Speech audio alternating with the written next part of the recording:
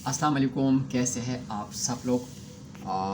अल्हम्दुलिल्लाह मेरा तबलीग की जमात वाले के साथ जाना हुआ और अब वापस आ गया हूँ। और सबके लिए दुआएं की। मैं अक्सर अपनी वीडियो में आप लोगों को भी एक चीज़ समझाता हूँ अक्सर कि हमारे लिए सबके लिए लाजमी दुआएं किया करें। पता नहीं किसकी क्या परेशानी होनी और किस मकसद के लिए किसी को कोई दुआ कबूल हो जाए।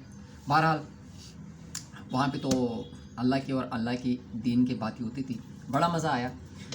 मैंने एक चीज़ नोट किया वहाँ पे, जैसे हम अमूमन आम बाहर होते हैं कारोबार या मतलब आम दुनिया के सिलसिले में जब हम होते हैं तो हमारे ना एनी टाइम दिमाग में ना कोई टिक टिक लगी होती है। टिक टिक बिला वजह काम भी कोई नहीं होगा, मतलब ऐसा लगता है कि हमारा कोई ना कोई काम रह गया हो। जैसे हम वैसे भी बैठ के ना कोई दिमाग में कोई टिक टिक लगी होती है, जैसे हम कहीं बिजी है, जैसे हमारे से कुछ चीज़ रह गया है, या टिकटॉक यूज़ करेंगे या फेसबुक यूज़ करेंगे या आम मोबाइल में लगे होंगे, मगर ऐसा ही लगता है कि हमारे से कोई चीज़ जो है वो मिस है।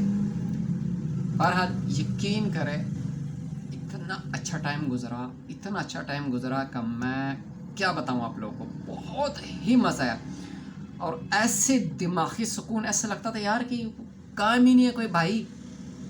बयान सुनते थे, बैठे होते थे। मैं कहता हूँ जितना मज़ा आया, जितना सुकून था ना, दुआ है अल्लाह ताला सबको अपने रास्ते में कबूल करे।